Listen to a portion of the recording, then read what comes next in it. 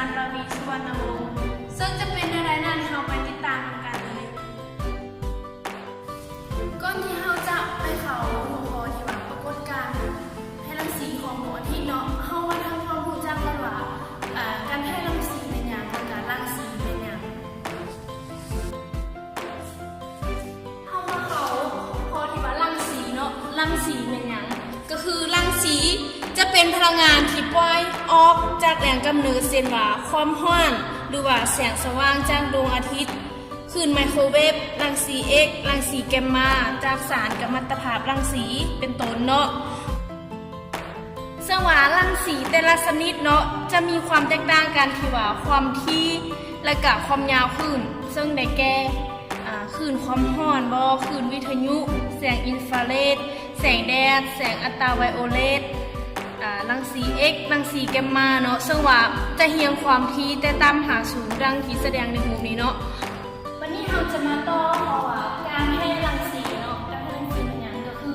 การให้รังสีจะเป็นการให้โอนพลังงานความร้อนออกทุกทิศทุกทางโดยบ่ต้องอาศัยตัวกลางในการส่งพลังงานเนาะในภูมิภาคนี้มันจะแสดงให้เห็นถึง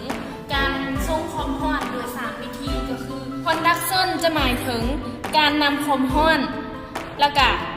convection หมายถึงการพาความร้อนสำหรับ radiation จะหมายถึงการแพร่รังสี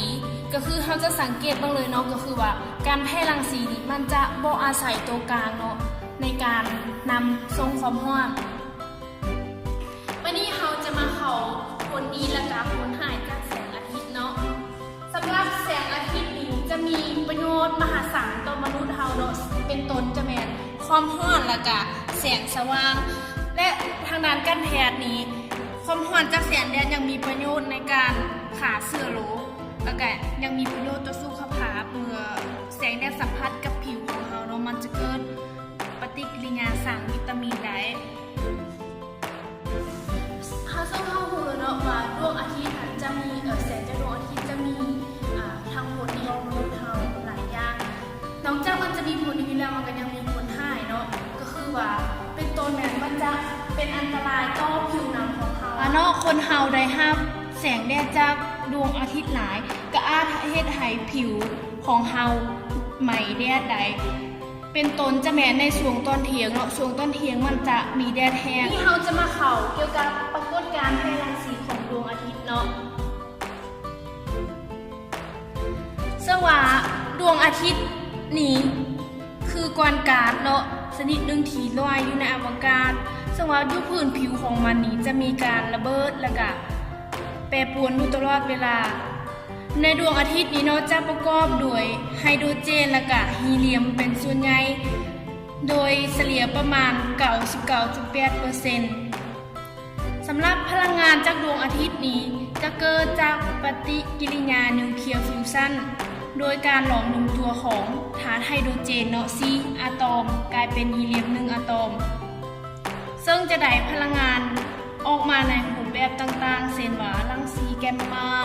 รังสีอัลตราไวโอเลตแสงและก็ความร้อนการปรากฏการณ์ให้รังสีของดวงอาทิตย์เนาะจะเป็นการถ่ายโอนพลังงานความร้อนออกสู่ภายนอกในรูปแบบคลื่นแม่เหล็กไฟฟ้าซึ่งว่าแสงจากดวงอาทิตย์เนาะจะเกิดปฏิกิริยาหลอมรวมตัวของนิวเคลียร์แล้วมันจะปล่อยพลังงานออกมาการแพร่รังสีของดวงอาทิตย์นี้เดินทางมาถึงนอกสายบรรยากาศของโลกเราจะมีความเข้มแสงอยู่ประมาณ 1,350 วัตต์ต่อเมตรกำลังสองแต่ว่าก่อนที่มันจะลงมาถึงพื้นผิวโลกของเราเนาะพลังงานบางส่วนมันก็ต้องสูญเสียไปเมื่อผ่านสันบรรยากาศต่างๆเนาะที่คุณพ่อโลกเขาเอาไว้เรามันเฮ็ดให้ความเข้มลดเหลือประมาณ 1,000 วัตต์ต่อเมตรกำลังสองหรือกวมเอา 70% ของแสงที่เหลือ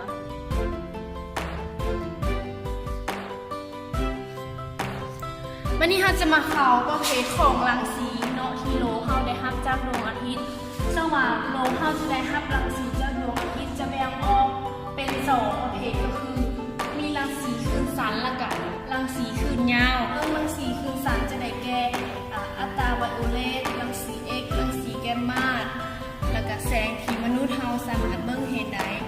ำหรับรังสีคลื่นยาวก็คือมีคลื่นวิทยุไมโครเวฟและอินฟราเรด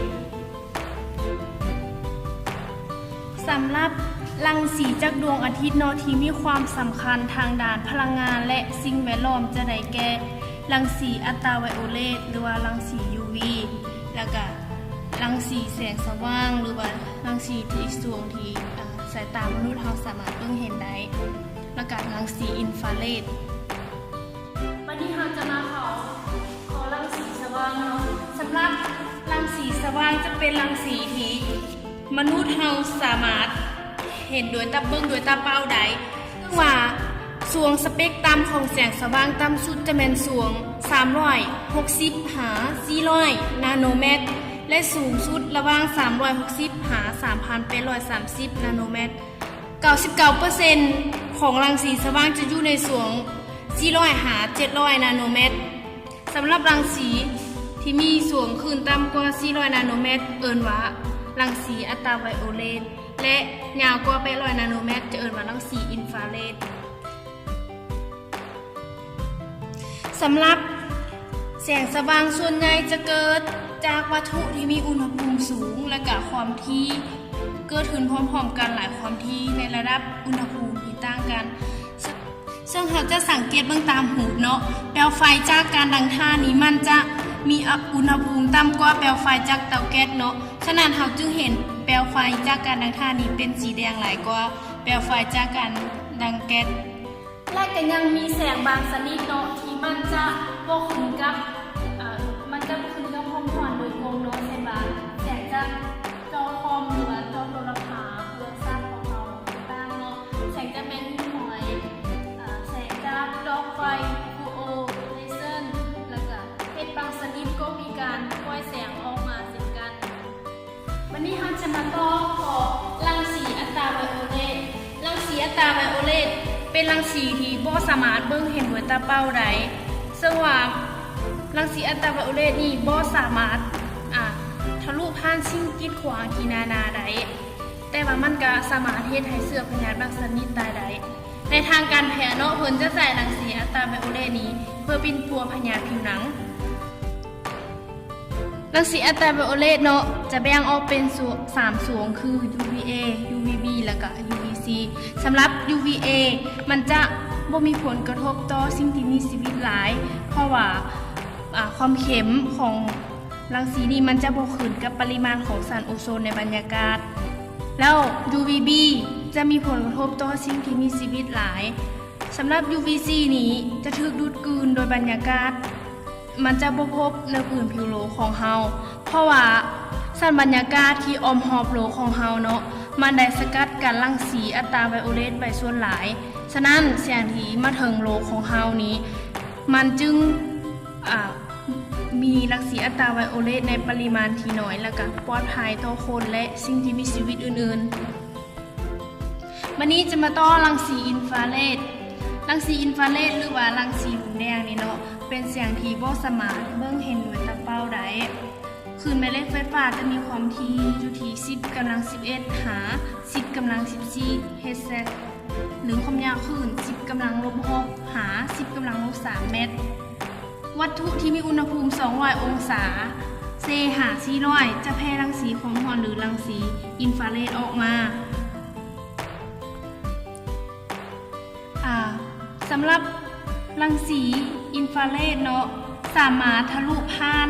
ก้อนเมฆและก็หมอกที่นาได้ซึ่งว่าแสงธรรมดาบ่สามารถทะลุได้แล้วเราจะสังเกตเบื้องตามรูปนี้เนาะ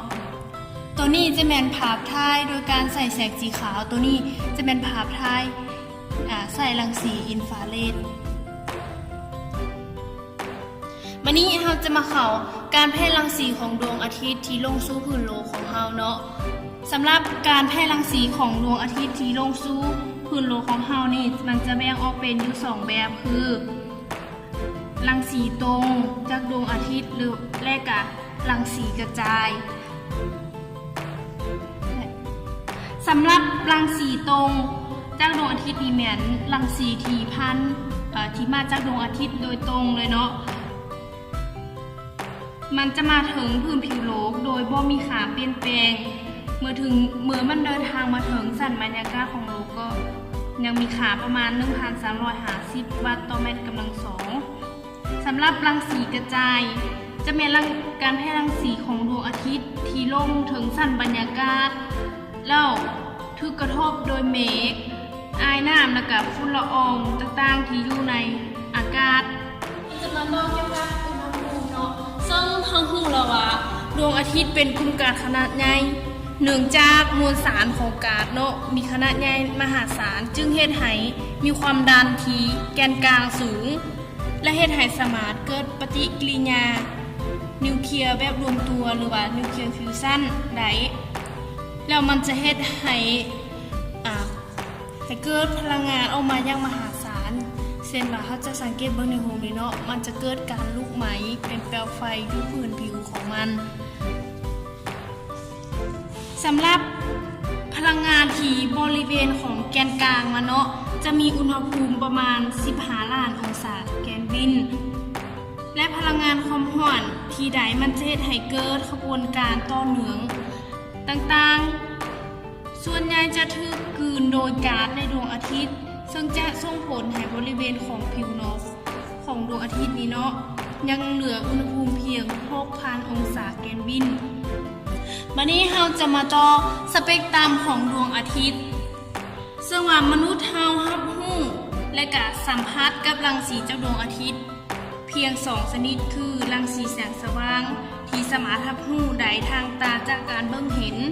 และรังสีความร้อนจากความรู้สึกสัมผัสทางกายเช่นรู้สึกร้อนเมื่อเรายืนกลางแดดแล้วก็รู้สึกหนาวเวลากลางคืนที่บ่มีแสงอาทิตย์สำหรับดวงตาของมนุษย์เราจะเห็นแสงอาทิตย์เป็นแสงสีขาวแต่นักวิทยาศาสตร์ได้ใส่ปริซึมสามารถแยกรังสีออกได้มี7สีก็คือมีสีม่วงสีครามสีฟ้าสีเขียวสีแซดและก็สีแดงซึ่งว่าเราจะมักเห็นสีทั้ง7ในฤดูฝนก็คือสีของหุ่งกินน้ำซึ่งว่าหุ่งกินน้ำเป็นปรากฏการณ์ทางธรรมชาติที่เกิดขึ้นเมื่อแสงมากระทบกับละอองน้ำในปริมาณหลายจึงเฮ็ดให้เกิดการหักเหของแสงแล้วมันจะแยกสีออกจากกันเป็น7สีก็คือเป็นสีหุ่งกินน้ำซึ่งเราจะมักเห็นในช่วงหลังฝนตกบรรดาแสงสีต่างๆที่ได้จากการให้แสงตะเวนประกอบกับแสงสีต่างๆรวมกันหรือบางครั้งเขาเอิ้นว่าแสงสีขาวโดยเกิดจากการรวมตัวของความยาวคลื่นแสงสีต่างๆดังที่แสดงในตารางนี้เนาะ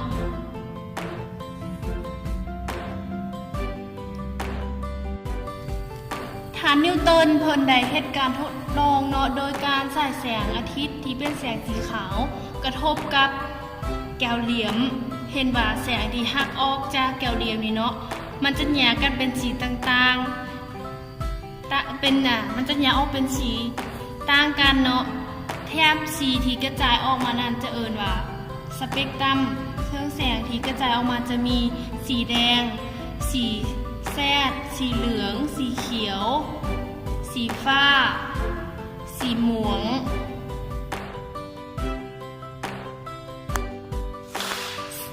สำหรับสเปกตรัมจะแบ่งออกเป็น2ประเภทคือสเปกตรัมต่อเนื่องและสเปกตรัมบ่ต่อเนื่องก็คือท่านจะสังเกตเบิ่งหูตัวนี้เนาะ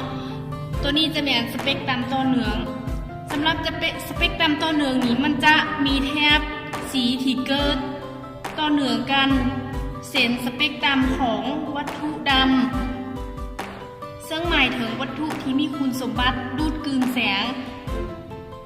เพราะสามารถสะท้อนแสงใดหรือว่าเฮาสามารถหมายถึงดาวก็คือดวงอาทิตย์และยังหมายถึงแสงของหลอดไฟต่างๆเนาะเป็นต้นสำหรับสเปกตรัมบ่ต่อเนื่องมีการแพร่รังสีเป็นแถบๆเส้นๆเป็นระยะไปเนาะก็คือมันจะมีความที่และความยาวขึ้นบางครั้ง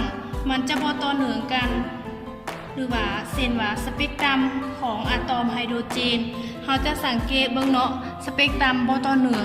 มันจะ เป็นเส้นเว้นระยะไปก็คือจะมีสีดำนี้มาขานเป็นขานเป็นขานไปสำหรับสเปกตามต่อเนืองก็คือ มันจะต่อเนืองกันไปเลยตามความยาวคลื่น